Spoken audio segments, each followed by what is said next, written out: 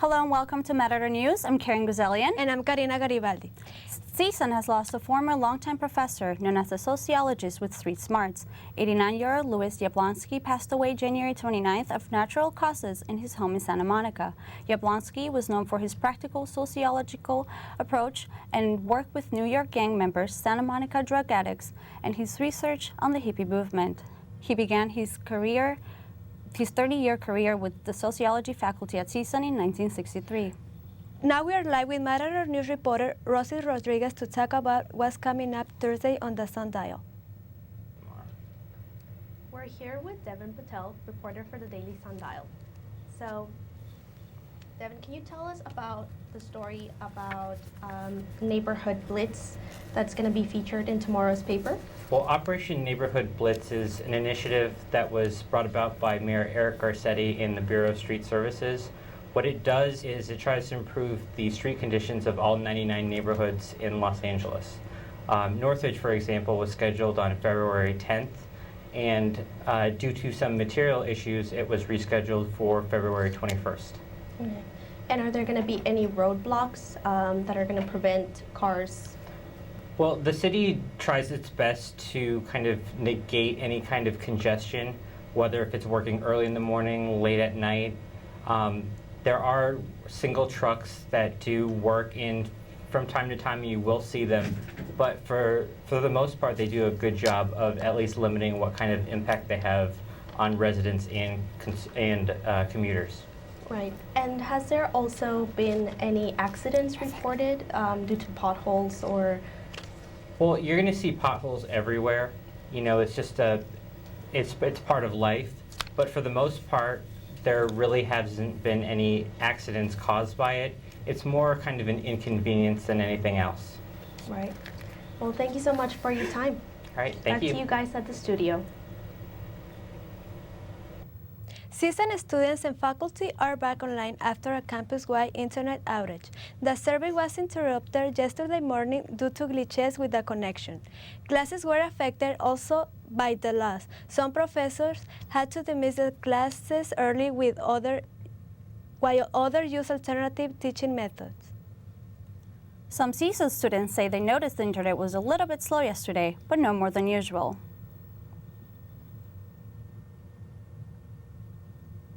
Yeah, I have two devices that I use the Wi-Fi with. One of them is my phone, which has experienced shortages, and I'm not really able to connect to some of my emails and stuff.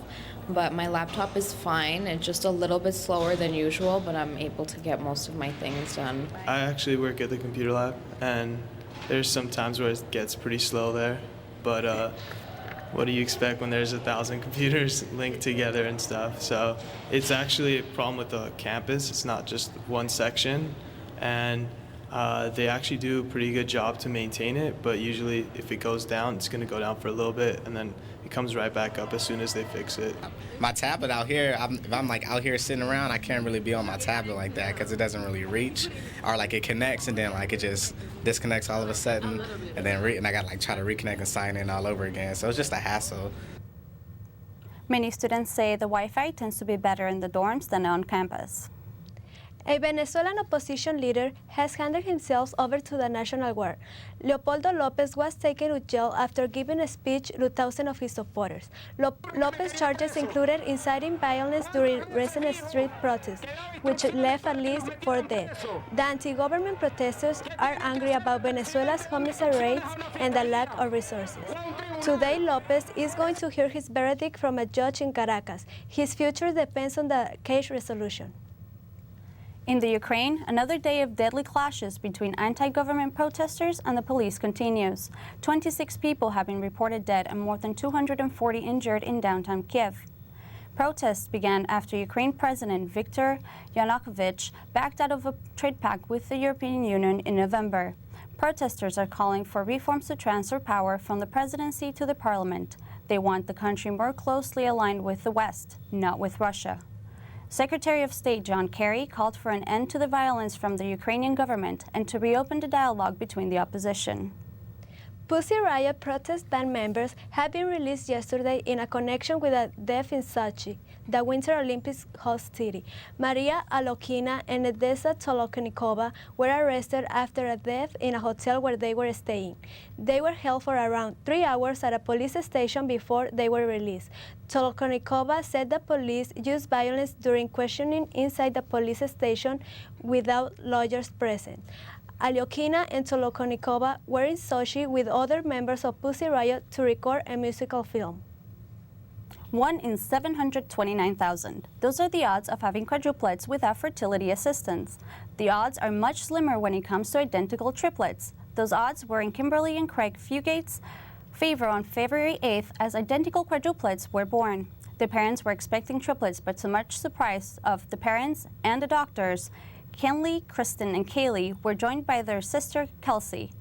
Experts estimate that there are only 50 to 60 sets of identical quadruplets worldwide. Governor Jerry Brown is expected to announce emergency drought legislation this afternoon. California is facing one of the most severe droughts on record, and last month residents were asked to cut their water use by 20%. During his visit to the state last week, President Obama called the drought a national concern. Details on the legislation Governor Brown will be announcing are still unknown, but he has expressed support for the federal drought legislation introduced by U.S. Senator Dianne Feinstein and Barbara Boxer. Authorities are doubting a 19-year-old Pennsylvania woman who claims she killed 22 people on a cross-country spree. The so-called Craigslist killer, Miranda Barber, claims she began killing at the age of 13. The victims, Barber says, were from Alaska, North Carolina, Texas, and Arizona. State police and a missing persons agency say there's no evidence of the serial killings. Meanwhile, Barber and her husband are facing the death penalty in Pennsylvania after allegedly stabbing and killing a man they met on Craigslist in November. More snow is expected for residents in northern New England. Yesterday's storm dropped about a foot of snow in many communities. Forecasts call for 4 to 7 inches in the heaviest hit areas of New Hampshire and Maine. The snow should change to a rain mixture this afternoon. The temperatures are going up from 40 to 50 degrees for the rest of the week. With the East Coast starting to come out of their stormy days, the weather at CSUN is already looking brighter. The campus had a gloomy haze earlier this morning with temperatures in the early 60s. The rest of the day, CSUN will see sunny skies and have nice temperatures in the mid-70s. This weekend, CSUN students can expect partly cloudy skies, but temperatures still reaching into the 80s. CSUN can expect to have nice weather throughout the rest of the week. The FCC is proposing a new rules regarding the use of the internet. David has more on the story. Thank you, Karina. Federal Communications Commission Chair Tom Wheeler is looking for new rules to regulate broadband providers. FCC officials say they want to stop broadband providers from blocking certain internet content, but the FCC says it will not appeal a U.S. court decision that rejected a previous version of these rules. An appellate court ruled last month that the commission did not have the power to enforce those rules. Pretty soon, you won't have to steal your credit card anymore. You'll just have their information on your phone. Visa and MasterCard have announced a new way to make it easier for consumers to make in-store purchases without pulling out their credit card. The Android-based technology is called host card emulation. Before, credit card information had to be stored in a secure part of your phone. This new technology allows your information to be stored remotely, offering more security by allowing your encrypted card information to be deleted from your computer if your phone is lost or stolen. The stock market is fluctuating today. The Dow Jones fell down 87 points. The Nasdaq also dropped nearly 40 points. On an interesting note, Twitter, who came out roaring on its Wall Street debut, continues to fall. The social media site has fallen 3.25 points so far today, sitting at around $54 a share. Now back to you, Karen. A new test suggests Paxil may cause breast cancer. Now Jared has more details on the story. Thank you, Karen. New research shows a link between breast cancer and the drug Paxil. Paxil is part of a group of antidepressants known as SSRIs. Harvard medical researchers reviewed previous studies on the subject. They say the risk of breast cancer is 11% higher in patients taking SSRIs. Study authors say more research is needed for conclusive results. Some families are calling a new strain of marijuana a miracle cure for seizure disorders. The strain, known as Charlotte's Web, became popular after 5-year-old Charlotte Fiji's parents started her on the treatment. The strain is said to have high levels of the chemical CBD, which some researchers say may have seizure-fighting compounds. Doctors say more testing is needed before they start recommending the marijuana treatment. The new Tonight Show host kicked off its new gig to what critics like USA Today are calling easy to like. Over 11 million people tuned in to watch Fallon, 2 million more than Conan's debut. Among all the important 18 to 48 age group, they tied.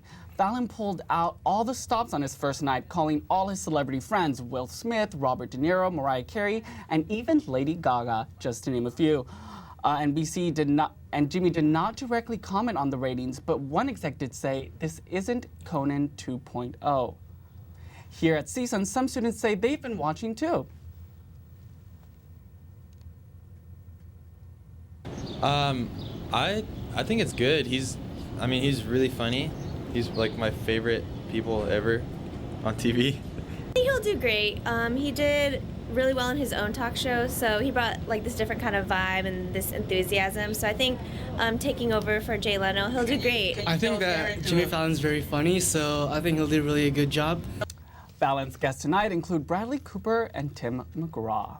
R&B singer CeeLo Green announced that he will not be returning to The Voice. Green made his announcement on The Ellen Show. Green says he doesn't want to wear out his welcome. He will instead be heading out on tour this summer with Lionel Richie. Green is one of the original judges on the American version of The Voice, alongside country singer Blake Shelton, Christina Aguilera, and Maroon 5 lead singer Adam Levine.